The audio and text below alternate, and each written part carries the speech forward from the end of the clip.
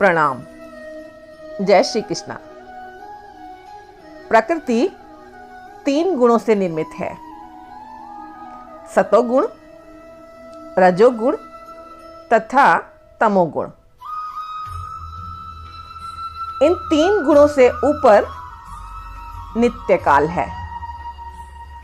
इन गुणों तथा नित्य काल के संयोग से अनेक कार्यकलाप होते हैं जो कर्म कहलाते हैं। ये कार्यकलाप अनादिकाल से चले आ रहे हैं और हम सभी जीव अपने इन्हीं कार्यकलापों से यानी कि कर्मों के फलस्वरूप सुख या दुख भोग रहे हैं। मान लीजिए कि मैं एक बिजनेसमैन हूं, एक व्यापारी हूं और मैंने अपनी बुद्धि के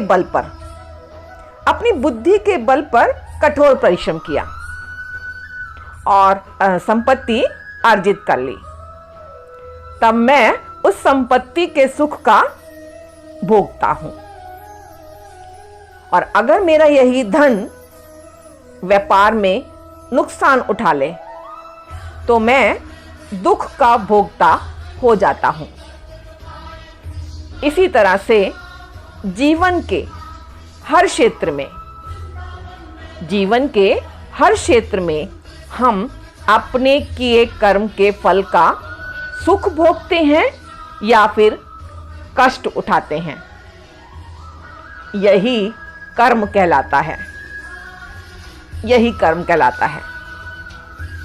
ईश्वर, जीव, प्रकृति, काल तथा कर्म, इन 5 में से ईश्वर, जीव, प्रकृति तथा काल ये चारों शाश्वत हैं, लेकिन हमारे कर्म शाश्वत नहीं हैं। हाँ, हमारे कर्मों के फल अत्यंत पुरातन हो सकते हैं, जिन्हें हम अनादिकाल से अपने शुभ अशुभ कर्म फलों को भोग रहे हैं। लेकिन एक बात यहां जान लीजिए, हम अपने कर्मों के फल को बदल भी सकते हैं और ये परिवर्तन हमारे ज्ञान की पूर्णता पर निर्भर करता है।